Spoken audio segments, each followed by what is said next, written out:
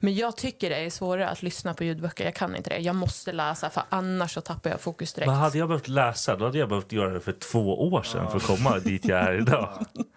Och jag är likadan. Nu lyssnade jag och jag valde en variant liksom som är mer att det är dialoger. Ja, det blir lite så Det är ju så här graphic. Typ. Alltså... dramatiserad. Ja, exakt. Ja, men precis. Mer som att...